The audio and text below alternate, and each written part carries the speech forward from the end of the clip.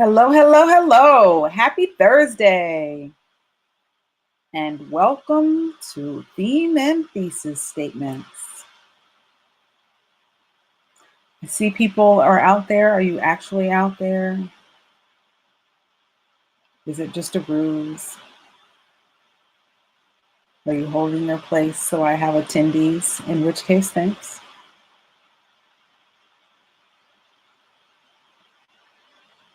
I'm going to wait until the time turns to 7 o'clock, and there it is. So today I'm going to talk about theme, and then I'm going to talk about thesis, and I'm going to talk about why we need to think about them both, when we use either one of them, when we use them together.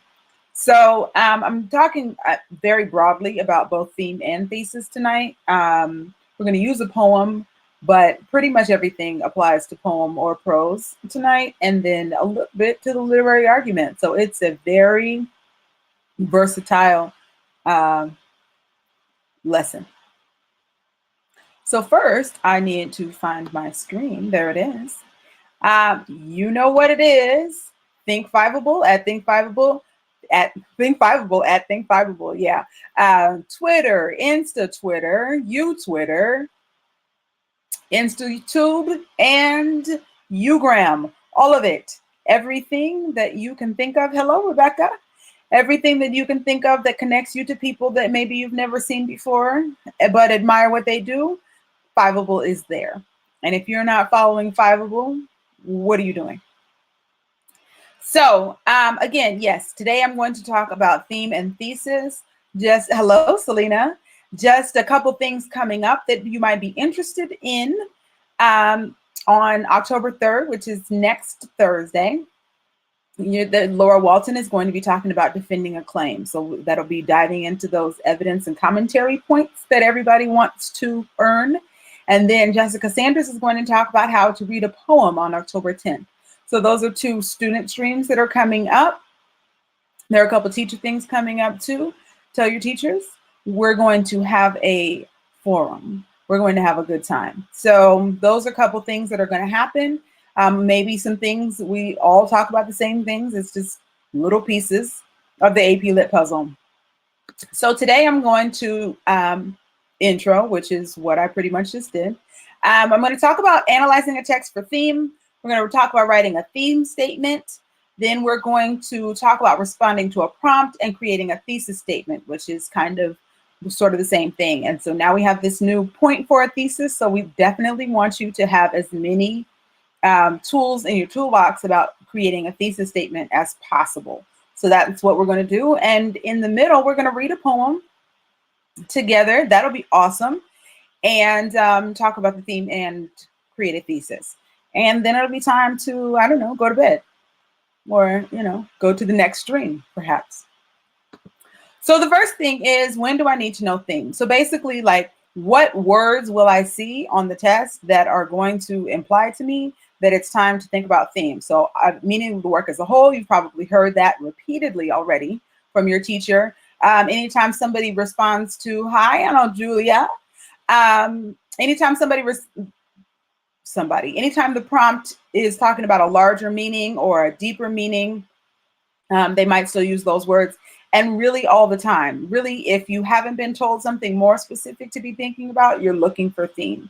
So you're looking for what it means, meaning of the work as a whole, which I like to call MOAW, but it doesn't really roll off the tongue. So I don't do it too much. So what is theme? And this is probably things I just want to make sure that we are all talking about the same thing. What are we talking about when we're talking about theme? So theme's the central idea of a poetry or prose text. It's a universal understanding about humanity or the human condition. That's actually my favorite definition, because I think that is the one that really gets to what authors are doing when they create a theme. Also, the author's insight about life. If you've heard a different definition for theme, drop it in the chat and we can all see it. The more definitions we have, the bigger the understanding that we can develop. So if you have a definition that your teacher has told you for theme or a synonym for meaning of the work as a whole, drop it in the chat and we'll all have more definitions. What theme is not. So theme's not the main idea. Theme's not a summary. Theme's not a word. Some people are taught in younger classes and lower classes that, you know, the theme is love. The theme is family. The theme is even the American dream. The theme is tolerance. But it's not. We are going to use those words in a moment, but it's going to be more than that. It's going to be a whole idea. It's always going to be a whole idea. It's always going to be a whole sentence that you're putting together. Theme is not a cliche. I like to say if it's tattooed on someone's neck or stomach, it is not a theme. Love is blind. Only God can judge me. I don't know. I don't know what people tattoo on their necks. Thug life, necks and stomachs. But yeah, pretty much if you've seen it tattooed somewhere or somebody says it all the time or it's been lettered on an Instagram post, it is not a theme. So we have some questions here. We have some selections. So we got a little game I like to call theme or nah.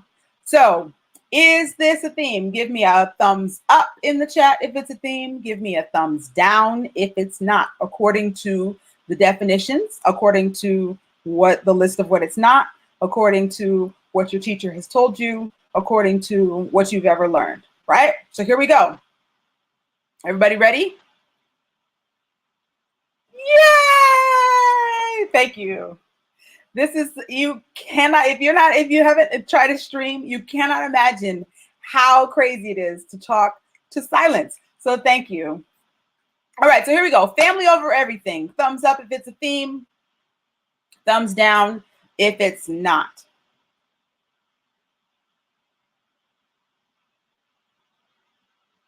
In the chat. Thumbs up. Got a thumbs up. Got a yes. Got a yes. Anybody willing to say no? Family over everything is not a theme.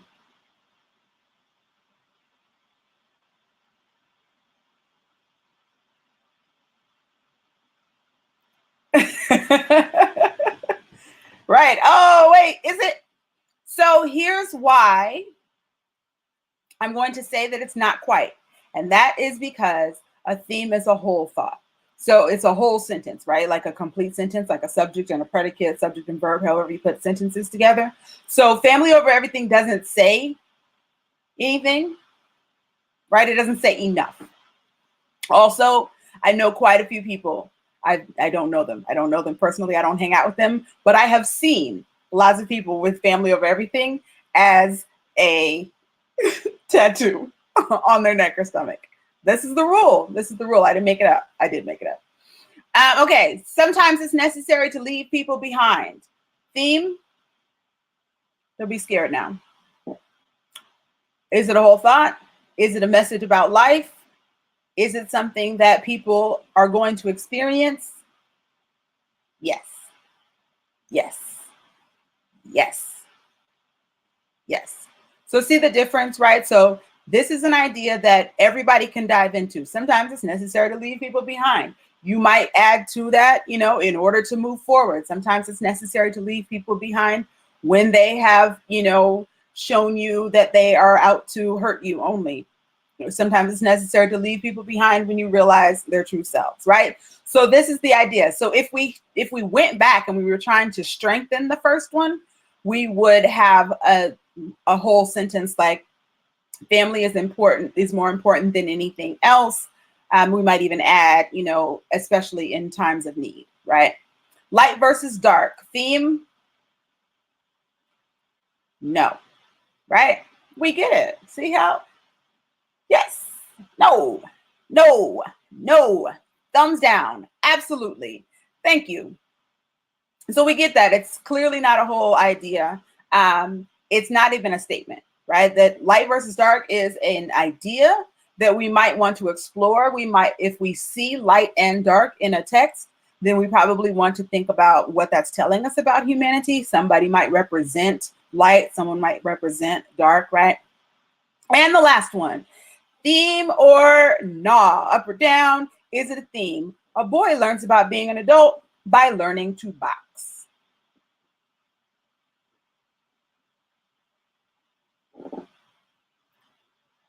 Or maybe learning karate, or maybe learning to dance.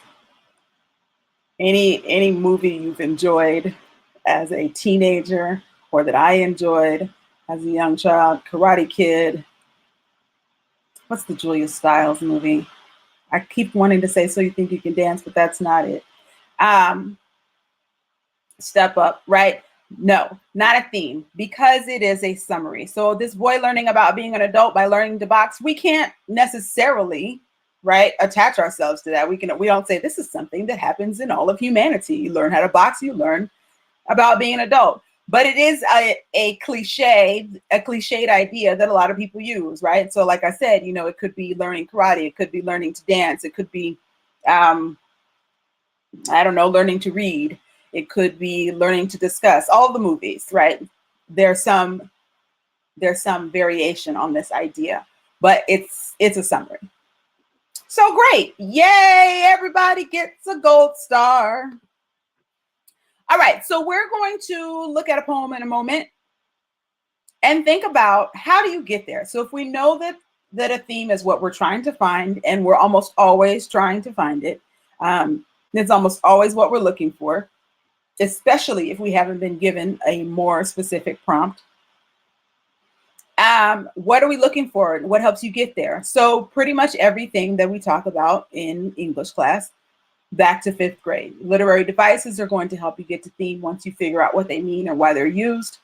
Narration and characterization for sure, because characters are us, right? So whatever a character goes through is making some statement about humanity or making an anti-statement about humanity. If you don't relate to that person, you probably don't have their lessons to learn, but it doesn't mean that they're not applicable to everybody. So the idea is, we're not going to be specific to the text. We're going to be specific to humans. Like, will a human encounter this? Absolutely. Then it's a theme. Conflict, almost always. So if you are thinking about the plot mountain, right? So we have exposition and we have rising action, and then we get up to the climax and then we come down, right? Whatever's at that down point, right?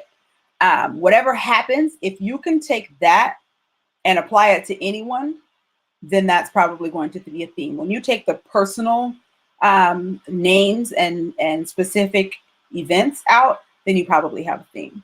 Also, we have symbols and patterns, motifs, if you've learned about those. I love motifs. It's like the music in a scary movie. You know what's about to happen. Suspense, right? I love it when authors make things easy for you. And then structure, flashbacks, foreshadowing, flash forwards, all of that stuff. You're looking for those things because they're what's going to create the theme. They're what's going to take you there. So you say, oh, well, this metaphor implies blank, probably theme. So in the call to action, where is it in relation to me? It's over there. In the call to action button, there is a poem. It's called Blackberry Picking. I'd like you to open it up because we're going to read it together. Now, I have practiced opening this poem, but I'm pretty sure it's not going to work smoothly. So you can click on the poem. I'm going to click on the poem. And I think that if we click on the poem, we'll all be on the same Google Doc, and we're going to try this group annotate thing, and it's going to be wild. And by wild, I mean absolutely awesome. So I'm going to open it, but you're not going to see it yet. And I'm going to try. You're going to see my face big for a moment.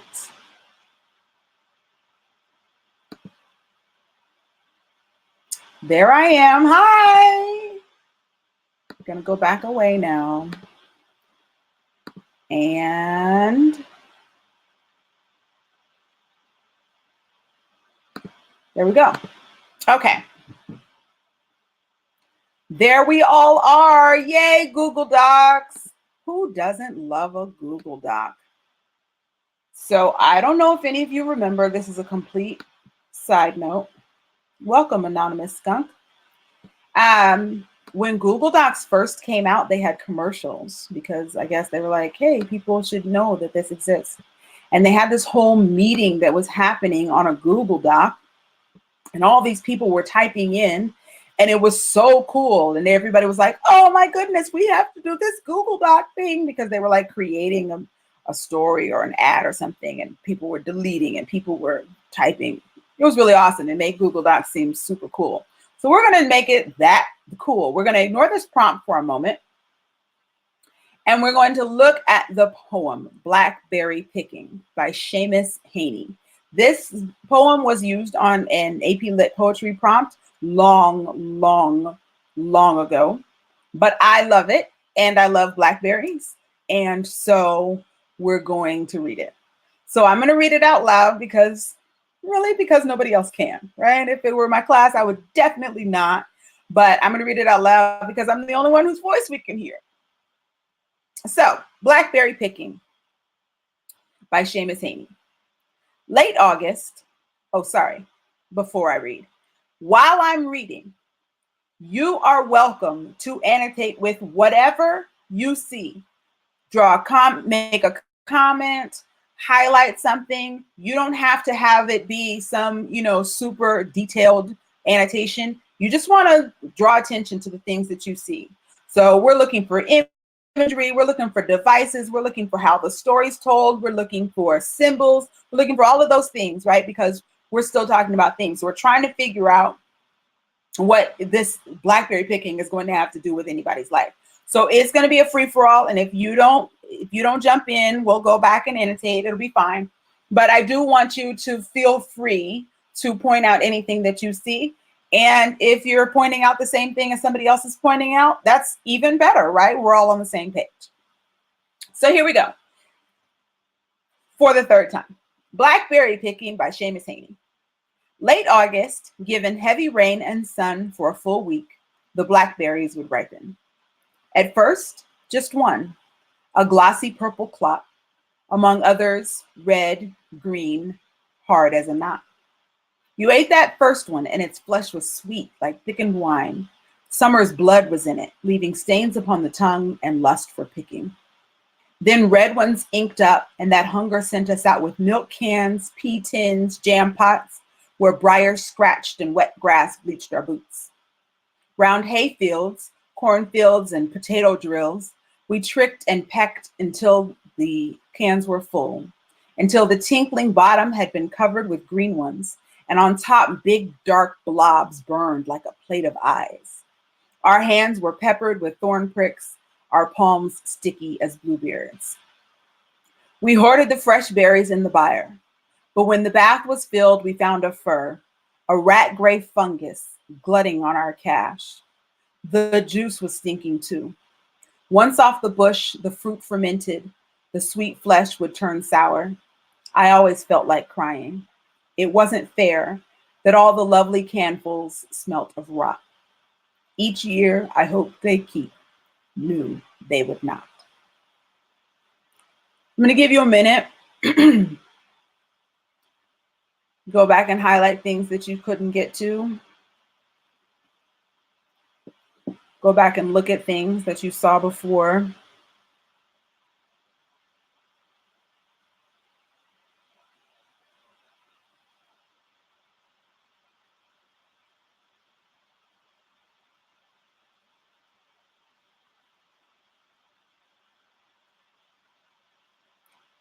You can highlight in Fiveable blue.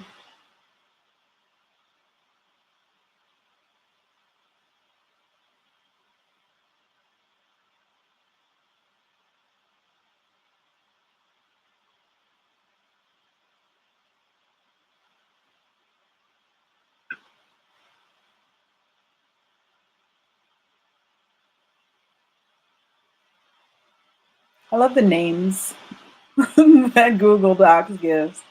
The anonymous animals.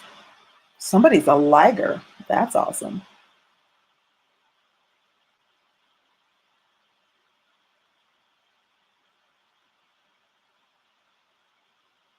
And sometimes when we're reading a poem, we don't really know, or when we're reading anything, any text, we don't quite know what we want to say about something, but it stands out.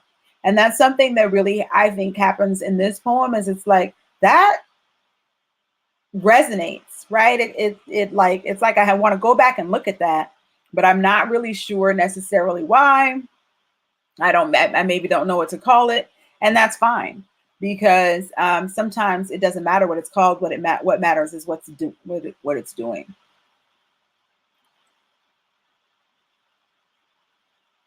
Yeah, that second stanza, it is full of crazy. Um, it's so intense and gets so close to everyone, right? So we're going to have a little bit of conversation. If you're annotating, don't stop. If you're highlighting, don't stop. Just a little bit of conversation about what it is that you did see. So we've got clot and knot. There's some rhyme there. At the end, it comes back, right? I'm going to make this full screen so that we can see the whole thing at a time. I'm not quite sure. Yes, awesome. So that we can see. Now, that means that I am all in the Google Doc and don't really know what's going on in Fiveable for a minute. I mean, in Crowdcast for a minute. So feel free to talk in there as well. So late August, we're thinking that it's the summer harvest, right? And so that gives us a really strong sense of symbolism, right? Late August is coming into fall. We've got a harvest. We're either gathering or starting to die, one or the other. And we see that we're gathering, that, like you said, Megan, harvest. And then we've got clot and knot. We've got some rhyme here. You ate that first one and its flesh was sweet. Summer's blood was in it. That is such an intense thought. Like, its flesh was sweet like thickened wine. Summer's blood was in it, right? Summer's like bleeding here. And again, like, it's just one of those things to me that that line right there, it's not necessarily about the imagery or even the the gustatory imagery right on your tongue. It's that idea that summer is thick in this fruit. That's awesome. Wet grass bleached our boots. So that's another thing to think about, right? When I read this out loud and I have to slow down or my tongue starts to get tied, what's he doing with the words there? We've got hayfields, cornfields, and potato drills. There's a repetition of sounds. And what does that feel like, right? What does that have to do with this late August summer harvest? Good catch, Megan. And then we've got this sentence that so we have some sentences, right? But this one, like you said, Megan, just lack of punctuation, it does feel faster. It feels more full, right? Like these buckets of blackberries, right? So these things go together. So we notice that this is a longer sentence. Also, it starts out up here. Milk cans, pea tins, jam pots, briars scratched, right? And then it starts to get a little slowed down because briars are scratching and the grass is bleaching the boots and they're trekking and picking. And then we speed up again and it gets very full, like as they pick these, as they pick the blackberries. And then we have a lot of F words. Yes, exactly. So what does F do? And I can't see you. I can't see me anymore, but think about sounds. What do P's have to do with the way that you say the words? Because poems are meant to be read, right? It's like plays. These things are meant to be said out loud. And so he knows that you're going to have to slow down and say on top, big dark blobs burned in this line here. And so whereas on the one hand, there's no punctuation and it's speeding up, on the other hand, you're slowing down with these sounds. And is it a smooth situation? Is it a scratchy situation? Briars scratching sounds like briars scratching. It's almost onomatopoeia. Like, I never thought about scratch being onomatopoeia, but it does. It's that sound, right? I just scratched for you. So yay, just scratched live. For the replay, in perpetuity. I'm scratching. And then we have more F words. When the bath was filled, we found a fur. Again, two things here are happening. One, it's smoothing out, and two, it's filling up. Same thing. And then we have the rot and the they would not. It comes back to this idea that we started off with the clot and the knot. And again, very final sounds, right? Rot ends it. It's not like sweet flesh would turn sour. That fades off into the air. But a rot, a knot, a clot, a knot, right? Those sounds are very final. And so we've looked at all these things. And so who cares, right? What are they all doing? My running joke with myself and anybody that I talk to about AP Lit is always, that there was the meme about the curtains were blue, because the question is always, why are the curtains blue? So when we see these sounds, why does he have rhyme here and not there? Why does he choose these sounds? Why does he choose Fs? Well, Fs are vulgar, right? So just like you say a lot of F words, we have a lot of F words. So I'm going to come out of full screen for a moment there. And we've got this really full imagery in a very full time of the year. So August, I don't know where you all live, but in Atlanta, August feels heavy. It is a heavy month, right? So it's more humid. The clouds are always full. And so we have this very heavy feeling. And then we've got cans full of blackberries, and we've got heavy rain and sun, and we've got thickened wine, everything. Yay, go Atlanta. So side note, I've lived in all sides, up, down, left, right, west, east, never Midwest. I haven't been there yet. Anybody live in the Midwest? Invite me. But we know that generally speaking, late August is, a heavier time. It feels, if you live in exactly, alliteration. Thank you, Rebecca. If you live in a place where you have seasons, there's a different, August feels different than June, right? And so it's this idea of feeling heavy, and they're waiting for this, right? And he says, you ate that first one and its flesh was sweet like thickened wine. It's the blood of summer. And so they've been waiting for this idea. So I could talk about this poem all night, but I won't, because what we want to do is think about what is the meaning of this poem that's not about blackberries. We're not all going to be able to pick blackberries. And to tell you the truth, we don't all want to, because they do have a lot of briars on them. And I would rather pick them up in the grocery store than get scratched up for my blackberries. I do love blackberries though. So what is happening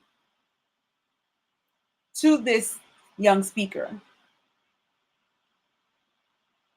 So think about that. This is the question that I want you to be able to answer. What is happening to, not what is he doing, right? But what is happening to this speaker in the poem? Or think about it in another way, same question, phrased differently. What is this speaker finding out? And you can include the idea of blackberries if you'd like, or you can take it all the way to a theme. But just try to answer that question in the chat. So think about what is happening. I'm back in the chat now so I can see. What is happening to the speaker? What is the speaker finding out?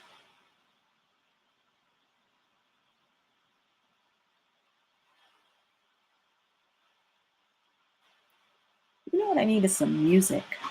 That's what we should have. While you guys are thinking and answering questions, just a little soft music. Maybe a little lo-fi.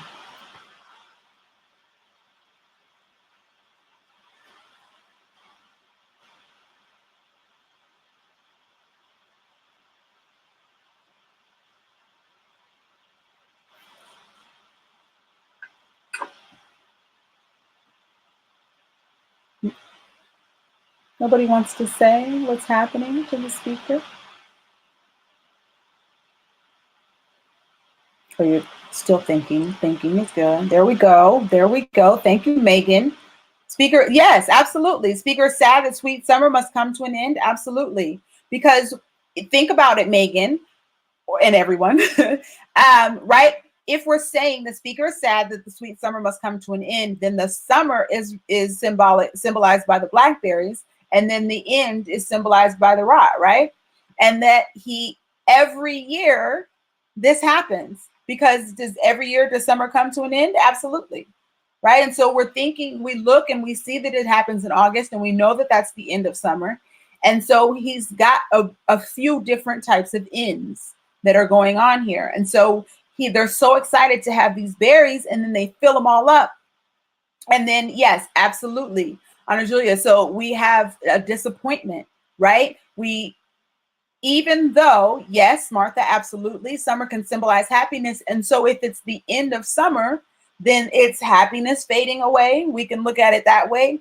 We can look at this idea that every year he goes and picks the blackberries, and that first one is so sweet and so lovely, and it's the blood of summer. That idea keeps coming back. And then that every year they get too many, right? There are more blackberries than you can eat in that summer. And so every year you get this rat gray fungus, which is also extremely vivid. I hate the word vivid when used with imagery, because imagery is vivid. That's the point of it. But that rat gray fungus, and you can see it, right? You can see it like kind of furry, because everybody's had something go bad, right? And so when we put all those ideas together, the three of you, when we think about that summer's coming to an end, there's a disappointment that he's feeling, and that the happiness, then, if we take that to the next level and say summer, the blackberries represent the summer, and the summer represents happiness. So we can take all of those pieces. To this speaker, blackberries are happiness, but yet what happens to happiness?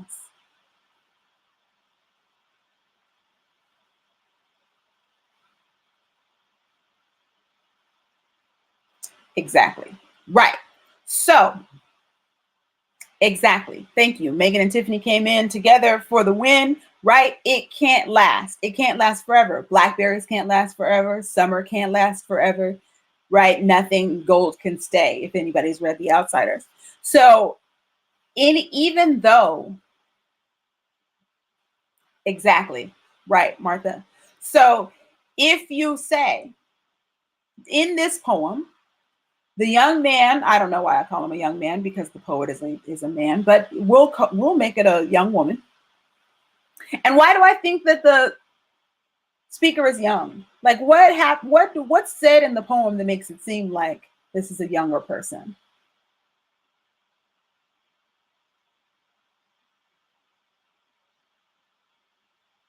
Think on that. So if anybody has read How to Read Literature Like a Professor, it's a very common book to read in AP literature. Exactly. Yes, Megan. So that idea that kids, oh, yes, I always felt like crying. Although, listen, you don't stop feeling like crying when you grow up, I promise. But yeah, that idea that it's a very simple idea. That he felt like crying, and that it wasn't fair, and that as the narrator in that moment, in that younger moment, right, it's too much for him to like think about, oh, well, life is not fair, I know that all things must come to an end. It's not a mature view, right? I felt like crying, it wasn't fair that they rotted, right? Exactly. So whereas an adult would be more likely to have a realization there, the speaker does not have that realization. And so the poem gives the realization, but the speaker is not really having it. So yes, exactly, Ana Julia. So I'm going to, you guys can stay there. And I am going to go back to my slides. So here I come, larger than life for a moment. There I am. Yay! And gonna go back to slides. There's probably a smoother way to get this done, but I don't know what it is. And I tried to play with it and it didn't happen. So, all right.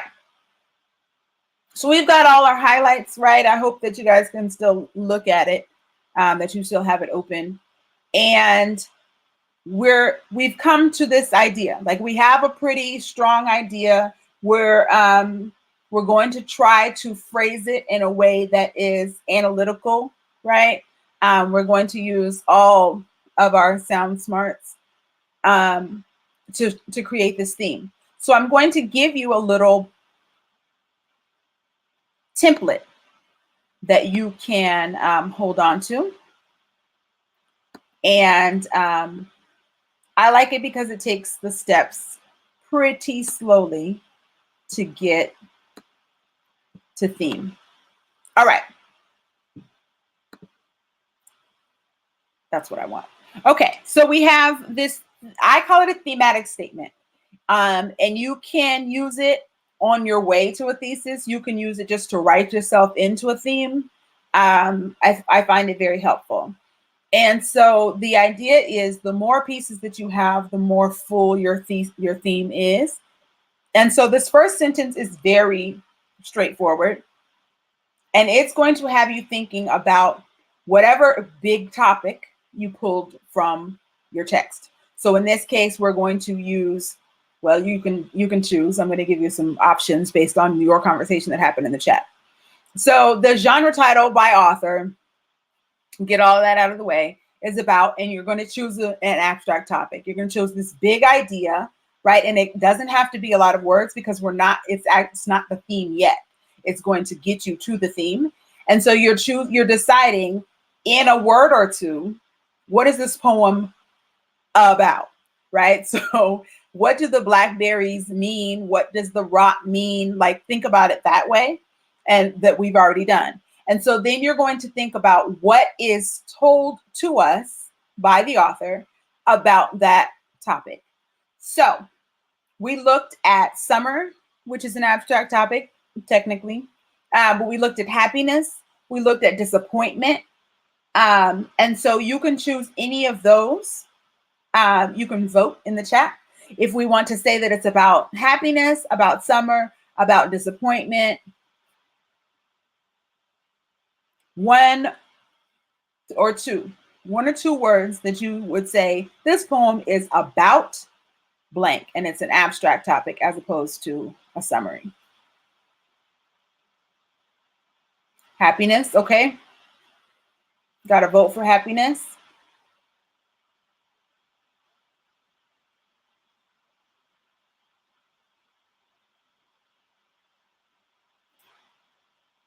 Gonna roll with happiness. You can say it.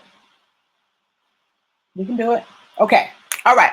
So we've got 3 strong votes for happiness. I say let's roll. So that's our first sentence. The poem Blackberry Picking by Seamus Haney is about happiness.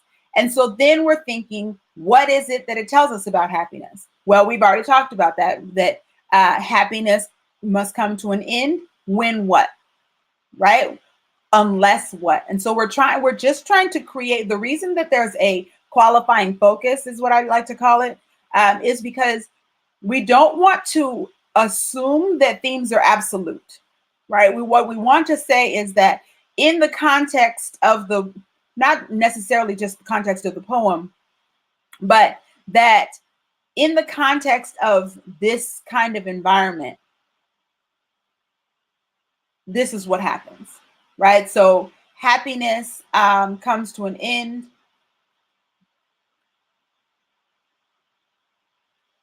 when you haven't prepared for it, when you are disappointed, when you create expectations, right? So I'm going to write that down. That is something I'm going to put it on the Blackberry Picking document, because that's going to be something that you can always find. So, oh, nice. Attachment. Yes. And so that would also go back. And the thing is, because of what we found, because of the rat gray fur, we're always going to know exactly. Yes. Yes. I'm sorry, I can't see who said that. Tiffany, you took that right out of my head. Absolutely. We know that it's always going to come back to an idea of disappointment. So really, even if we said disappointment as our abstract topic, we were going to probably then have happiness in our idea or focus, right? Because they're all going to come together because we all saw the same thing in the poem, because that's what the poem is about. That's why the blackberries are purple and the fur is, and the rot is gray, right? This is why the curtains are blue. So our sentence, absolutely, you could be disappointed when happiness comes to an end. So our entire sentence, and again, I'm going to put this in the document so that you can come back to it, and our collective annotation, which I love. I don't know if your teachers do it, but I think it's so awesome, especially when you don't have people who are putting epithets and expletives in the comments. That can happen. You know, some people with their F words, where the F words go. Okay, so we've got the poem Blackberry Picking by Seamus Haney is about happiness. It suggests or reveals that, yes, thank you, Tiffany, disappointment arrives when happiness comes to an end, or happiness is ended by disappointment. It doesn't super matter.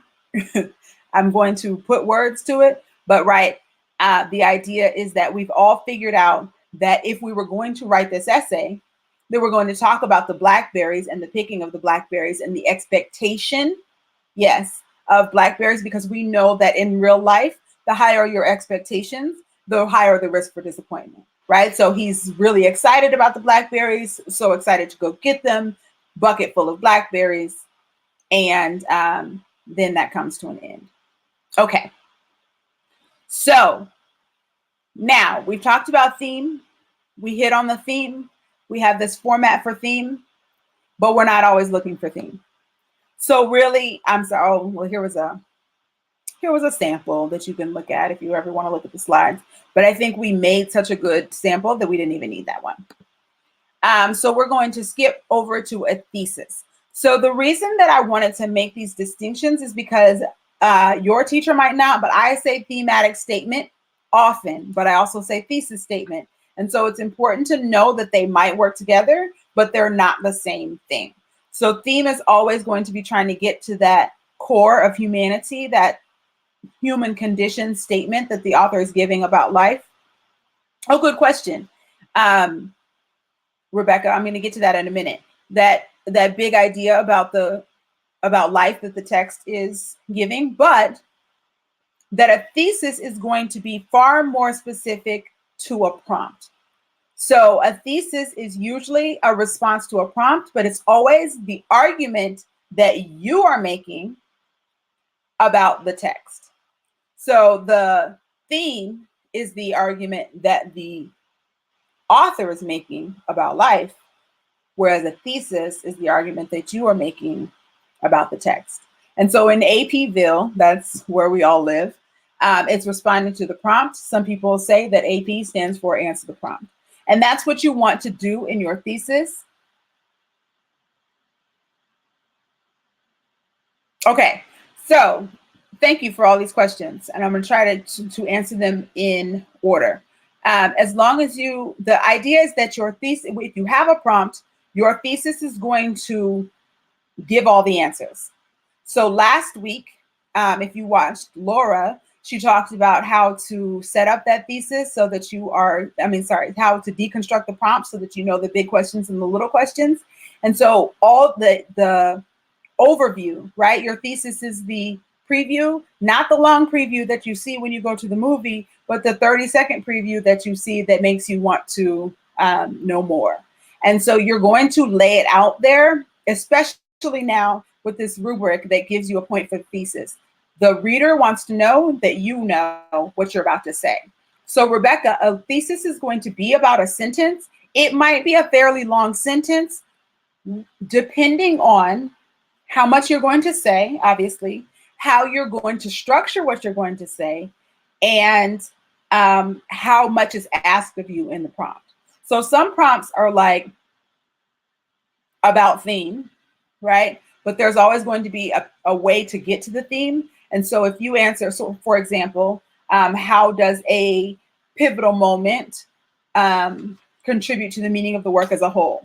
If you put the moment in there, if you put the moment in the sentence and you put the meaning of the work as a whole in the sentence, you have a thesis. And that thesis, so for example, if we were somehow using a poem to answer a literary argument question, which we never would, if the I'm sorry, all this is not visual, but if the prompt, this is in response to Rebecca's, how long should a thesis be? If the prompt is write about a pivotal moment that contributed to the meaning of the work as a whole, it could be as simple as the speaker finding the mold on the berries conveyed to him that happiness doesn't last and your expectations will result in disappointments, period. And so that also kind of answers Marianne's question about to make it short, but analyze greatly. If you're looking for the most important part, it's here. Sorry. It's after that. So the reason that I give all of this build up is so that you can think in these pieces, right? You're like, what is it about? What does it say? But that in part here is the theme. So that's the way to make it short, is to take all of this extra out, because those are the thinking supports for you, right? And so what you really are saying is that point blank, when your expectations are high for happiness, you will be disappointed.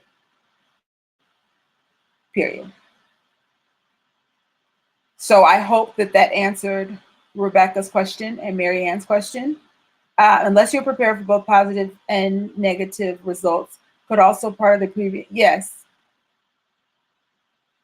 Yes. Okay. I see what's happening. Yes. Okay. So yes, absolutely. Unless you're prepared for positive and negative results. Yes. So you are shifting, right, Anna Julia? So you're saying this idea of a qualifier, right? Unless happiness comes to an end unless you are prepared for both positive and negative results, right? And also, if you had looked at it from the disappointment, perspective, right, that disappointment is inevitable unless you are prepared for both positive and negative results. So really, the better you prepare, exactly. Yes. And so that's the fantastic thing, right, Tiffany, is that you can look at this in so many different ways. And there are so many it's innumerable, right? That we all are really looking at it, but we're all coming to basically the same conclusion. It's just what you like, your experiences give you your angle. And so a lot of times students are very focused on having something really distinctive and unique. But honestly, these poems are not given to you so that you can find the most distinctive, most unique reading of the poem. They're given to you because you should be able to fairly quickly, right, by the time May comes, you should be able to fairly quickly find your angle on this theme.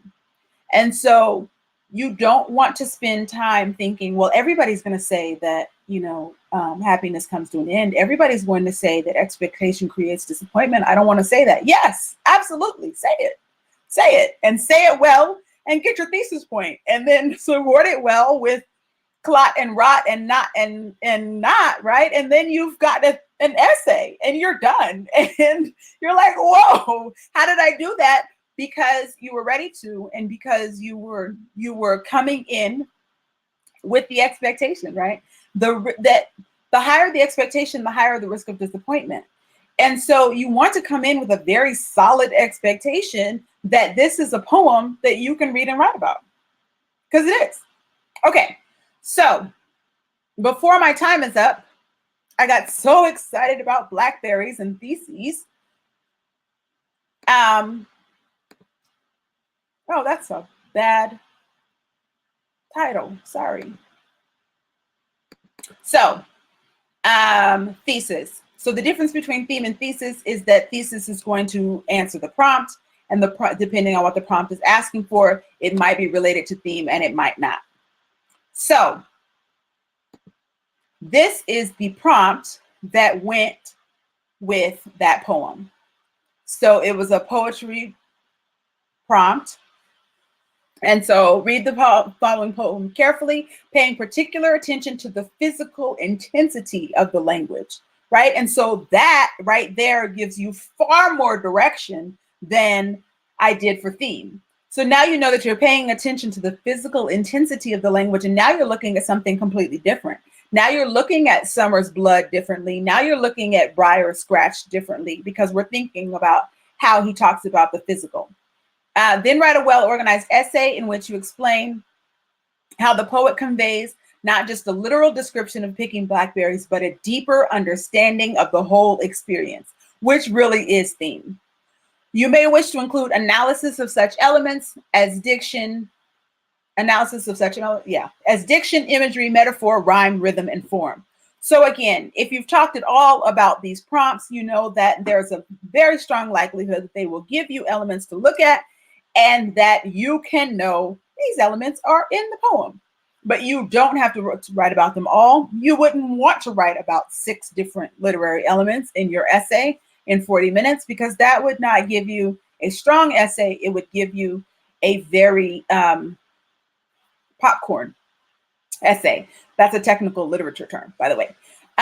You would just be talking all over the place, right? If you tried to write about all 6 of these elements.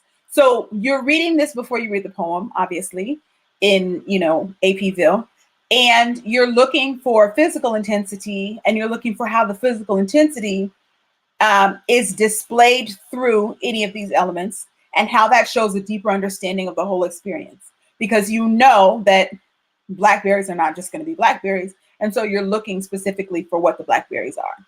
And so really quickly, that might look like one of these that I didn't finish. So I'm not going to give you a template for a thesis, because it probably would get you more stuck than it would get you rolling. But the rule is here, second bullet, just answer the prompt. So if the prompt asks you how the poet conveys a deeper understanding of the whole experience, that's what your thesis is going to write. Now, I had a student who saw this in a way that none of us did, which is probably best. But his argument was that the entire thing was about greed and murder.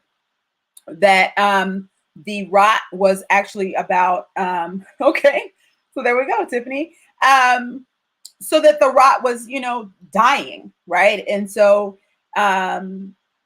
one of the reasons why everything had to die, we're about to be over, I think. One of the reasons that everything has to die is because they were so greedy about basically cleaning out the blackberry orchard. And so that's what they said. So hidden deep within the happy-go-lucky rifts of childhood is a disturbing tale of greed and murder. Seamus Heaney, and this is where the thesis really starts. Seamus Heaney, through clever diction, ghastly imagery, misguided metaphors, and abruptly changing forms, ingeniously tells a tale that is understood and rarely spoken aloud. So that's the idea. It asks you about the physical intensity of the language and how that shows the deeper experience. And so for this person, the deeper experience was that everything dies, right? Not only does everything die, but greed kills.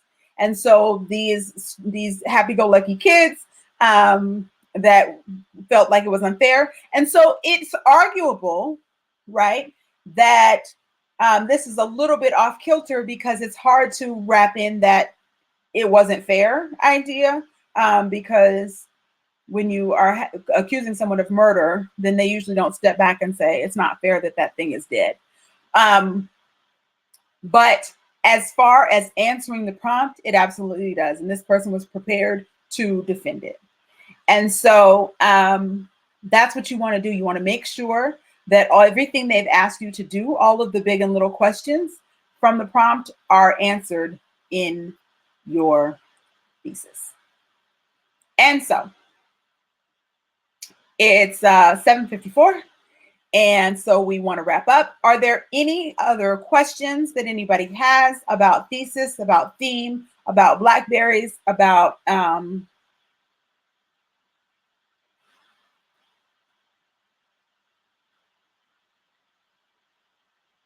yes, absolutely. That's awesome. I think the more specific your adjectives, the better.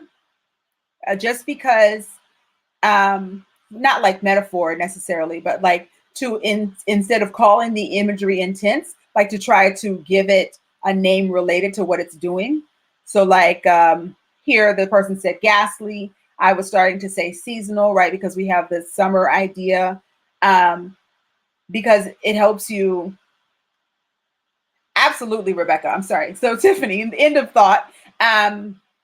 No, that's really good. What you have is very strong, right? But the if you wanted to push it, if you wanted to push it even more, then you would think about being able to, I like to say, name it, right? So name the imagery as opposed to exactly, right? So that lets you know and the reader know that you are not just parroting the prompt, right? That you know what you're about to write about.